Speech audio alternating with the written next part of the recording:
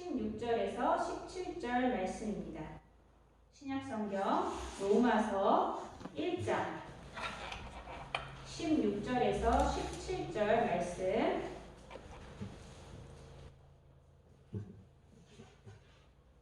이은주 성도님께서 말씀 읽어주시겠습니다. 내가 복음을 부끄러워하지 아니하노니 이 복음은 모든 믿는 자에게 구원을 주시는 하나님의 능력이 됨이라. 먼저는 유대인에게요 그리고 헬라인에게로다. 복음에는 하나님의 의가 나타나서 믿음으로 믿음에 이르게 하나니 기록된 바 오직 의인은 믿음으로 말미암아 살리라 함과 같으니라. 아멘. 아멘. 우리 함께 고백하겠습니다. 믿음이 재산입니다. 믿음이 재산입니다. 기도가 방법입니다. 기도가 방법입니다. 예수님이 해답입니다. 예수님이 해답입니다. 아멘. 네. 우리가 지금 로마서 말씀을 나누고 있는데요. 벌써 네 번째 시간입니다. 그러나 아직 로마서의 서문 부분을 우리가 계속해서 나누고 있는데요. 오늘의 말씀을 준비하다 보니까 종교개혁 때가 생각이 나더라고요. 종교개혁이라고 하는 것은 루터가 성서에서 깨달은 복음, 곧 오직 은혜로, 오직 그리스도로, 오직 믿음으로 우리 인간이 구원받았다는 복음의 진정한 의미를 깨닫고 당시 카톨릭 교회가 가르친 인간의 공로와 행위를 통해 구원받았다는 것을 비판하고 종교와 사회를 개혁한 사건이 바로 종교개혁입니다. 루터는 종교개혁의 세 가지 슬로건을 내세우는데요. 첫 번째는 오직 은혜, 두 번째는 오직 믿음, 세 번째 오직 성경. 자, 특별히 루터 이전까지는 성서가 카톨릭 교회에서는 라틴어로 되어 있어서 종교 지도자들만 읽을 수 있었고 또 이해할 수가 있었어요. 일반 우리 성도님들이 예배를 드리지만 모든 말씀은 라틴어로 진행을 하게 되는 거죠. 그러나 루터는 종교개혁을 통해서 성경을 자기의 모국어인 독일어로 번역하고 이제 보급을 하게 됩니다. 물론 루터 이전에도요, 독일어로 번역된 성경들이 있었어요. 한 8가지 정도의 독일어 번역 성경이 있었는데 문제는 이들이 하나의 통일된 독일어가 아니라 각각 다른 지역의 방언으로 번역되었기 때문에 지역적으로밖에 읽힐 수가 없었고 한정적으로밖에 사용할 수가 없었어요. 또한 로마 카톨릭 교회는 독일어 성경을 금지하고 있었어요. 일반인들이 사용하는 독일어로는 성경의 깊은 뜻을 전할 수 없다고 주장을 했기 때문이에요.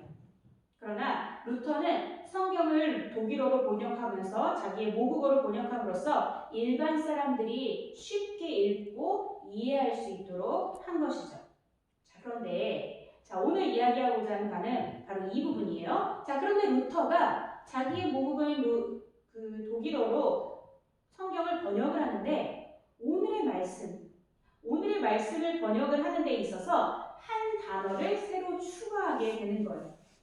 아주 핵심적인 단어를 추가해요. 우리가 번역을 할 때는요, 그 시대와 상황을 이야기하고 그 단어의 표현이 어떻게 쓰여졌는가, 그리고 지금의 사람들이 어떻게 이해할 수 있는가를 다 고려해서 번역을 하게 되는데요.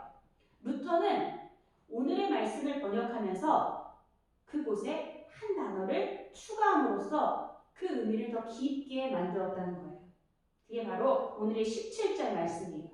우리 아까 잘 읽어주셨지만 우리가 17절 말씀 저와 같이 한번 읽어보겠습니다. 17절입니다. 시작! 복음에는 하나님의 의가 나타나서 믿음으로 믿음에 이르게 하나니 기록된 바 오직 의인은 믿음으로 말미암아 살리라 함과 같으니라. 아멘. 자, 이 부분을 번역하는데 루터가 넣은 단어가 바로 오직이라는 단어예요.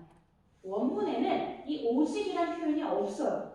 그런데 루터가 독일어로 자기의 모국어인 독일어로 성경을 번역하면서 이 로마서 1장 17절에 오직이라고 하는 단어를 넣었다라고 하는 거예요.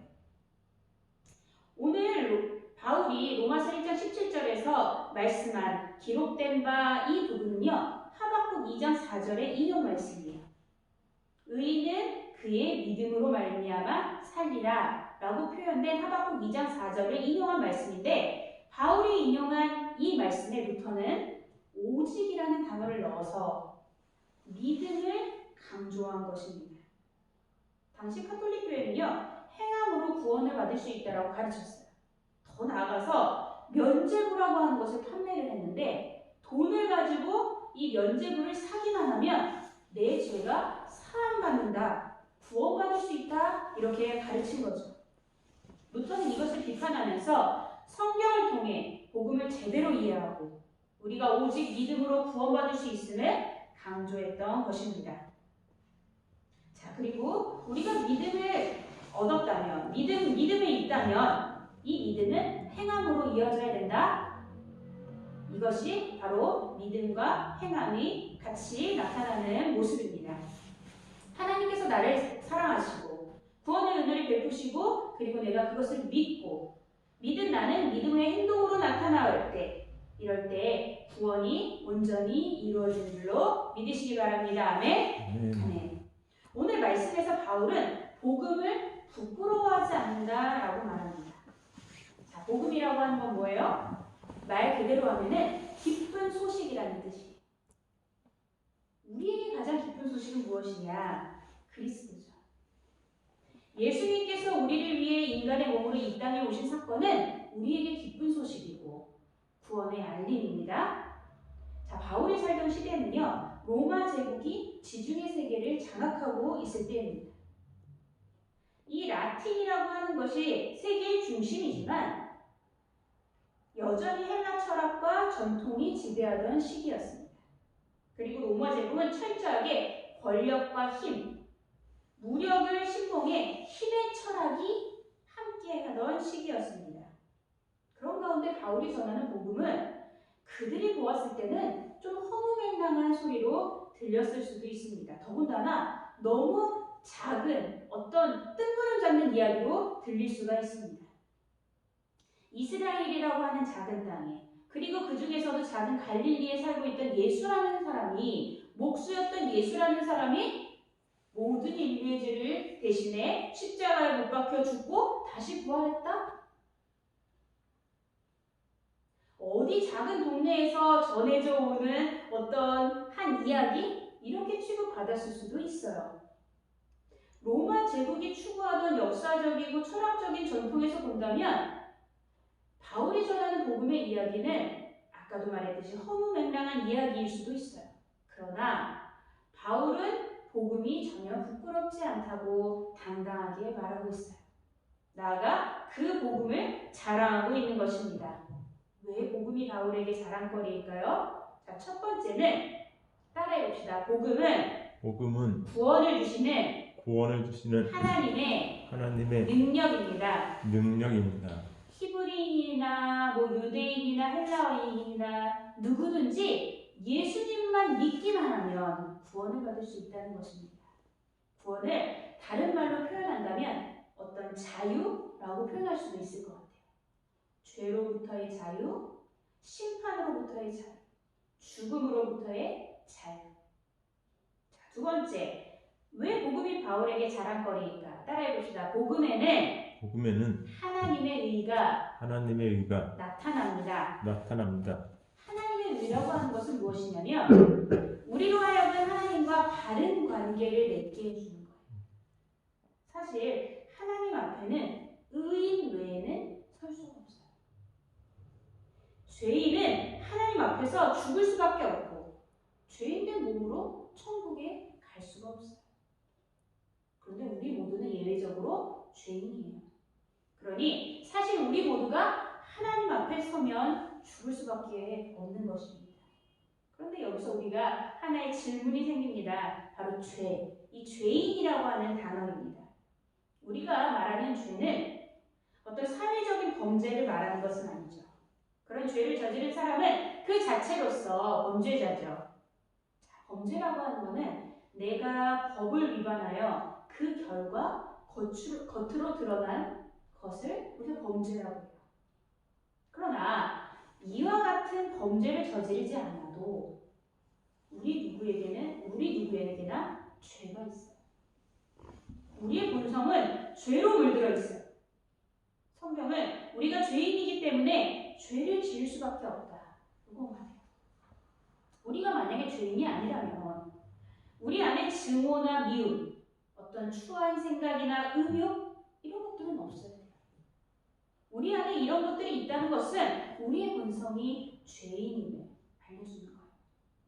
따라서 우리는 우리의 능력으로, 우리의 힘으로, 우리의 모습으로 하나님 앞에 설 수 없어요.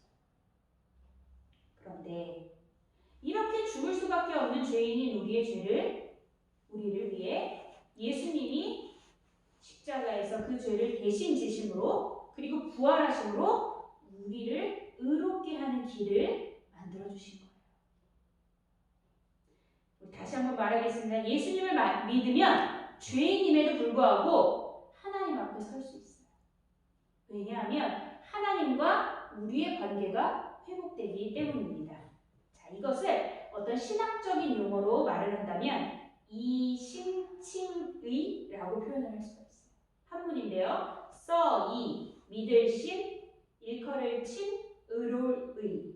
즉 믿음으로 우리는 의롭다 칭함을 받을 수 있는 거예요. 우리는 죄인이지만 예수님을 믿을 때 하나님께서 우리를 의롭다고 인정해 주심으로 우리가 하나님 앞에 설 수 있는 거예요. 이것이 바로 로마서의 핵심 주제이고 우리 신앙생활에도 핵심인 줄로 믿으시기 바랍니다. 아멘. 아멘. 이것을 알 때 우리는 복음이 어떤 이 세상에 어떤 그 위대하다라고 말하는 학문보다 이 복음이 더 위대하며 이 복음을 자랑할 수 있게 되는 것입니다. 나 스스로의 힘으로 의롭다함을 얻는 것이 아니라 오직 하나님의 은혜로 우리에게 주어진 복음을 믿음으로 받아 의롭다함을 얻게 되는 것입니다. 자, 이제 죽을 수밖에 없는 죄인이 의인으로 선택되었다면 자, 이제부터는 하나님께서 기뻐하시는 거룩한 삶을 살아야겠죠. 이것을 우리는 성화라고 표현합니다. 자, 그런데 이러한 성화의 삶은 어떤 한 번의 결심으로 이루어지는 것이 아닙니다. 매일매일 시간시간 우리의 삶이 하나님 앞에서 거룩함이 되어야 됩니다. 어떤 일을 하든지 내 생각을 앞서기보다는 예수님이라면 어떻게 하셨을까? 이렇게 행동하는 것이 예수님이 기뻐하는 일일까? 이런 것들을 생각하면서 사는 것이 바로 거룩함의 한 발자국일 줄 믿으시기 바랍니다. 아멘. 자, 복음은 두 가지가 핵심입니다. 주님께서 나를 의롭게 하셨고 그러기에 나는 주님의 말씀대로 살아가야 합니다. 이것이 우리 그리스도인이 지녀야 할 바른 신앙 고백인 줄로 믿습니다. 따라해 봅시다. 주님께서 나를 의롭게 하셨고 그러기에 나는 주님의 말씀대로 살아야 합니다. 아멘. 자, 바울은 오늘 말씀을 통해 로마 교회 교인들에게 복음의 핵심을 이야기합니다. 곧 복음은 구원해 주시는 하나님의 능력이고 복음에는 하나님의 의가 나타난다는 것. 그러니 이것을 자랑할 수밖에 없는 것이죠. 오늘을 살아가는 우리도 이 복음을 자랑하는 성도가 되어야 될 줄로 믿습니다. 하나님의 능력을 힘입어 당당히 믿음으로 살아가야겠습니다. 다시 한번 따라하겠습니다. 오직 의인은 믿음으로 말미암아 살리라. 아멘. 아멘. 자, 이 시간 우리 찬송하면서 하나님께 준비하신 헌금 드리시겠습니다. 우리 살아계신 주 우리 찬양하며 하나님께 헌금 드리겠습니다. 주 하나님 독생자 예수 우리 찬양하겠습니다. 주 하나님 독생자 예수 날 위하여 오시었네 내 모든 죄 다 사하시고 죽음에서 부활하신 나의 구세주 살아계신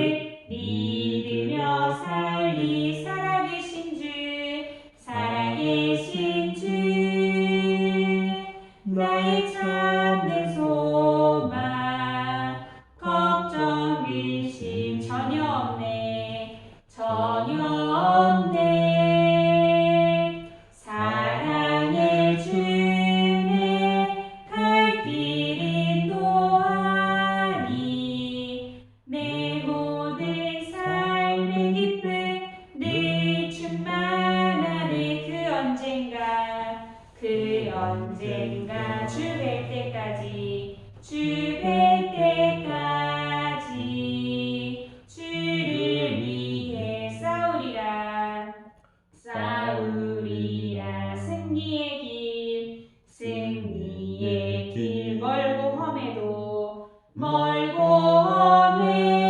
엄해도 주님께서 나의 앞길 지켜주시리. 살아계신 주 나의 참된 소망 걱정 근심 전혀 없네. 사랑의 주님 갈 길 인도하니 내 모든 삶의 기쁨 늘 충만하네. 아멘. 갖춰진 한국을 위해서 제가 기도하겠습니다. 사랑의 주 하나님 아버지 감사를 드립니다. 오직 의인은 믿음으로 말미암아 살리라. 바울의 고백이, 루터의 고백이 우리의 고백이 된 줄 믿습니다. 믿음으로 주님 앞에 승리하는 삶을 살아가는 우리들의 인생이 되게 하여 주시옵소서. 주님께 감사의 마음을 담아 이 시간 헌금을 드렸습니다. 갖춰진 손길 주님 기억하여 주시고 이 예물이 쓰여지는 곳곳마다 주의 복음이 증거되는 귀한 역사 있게 하여 주시옵소서. 예수님의 이름으로 기도합니다. 아멘. 아멘. 네, 함께 인사하겠습니다. 사랑합니다. 네, 축복합니다. 감사합니다. 네, 우리 4월은 희망의 달로 우리가 지키고 있는데요. 부활의 기쁨을 가지고 이 시대 어려움과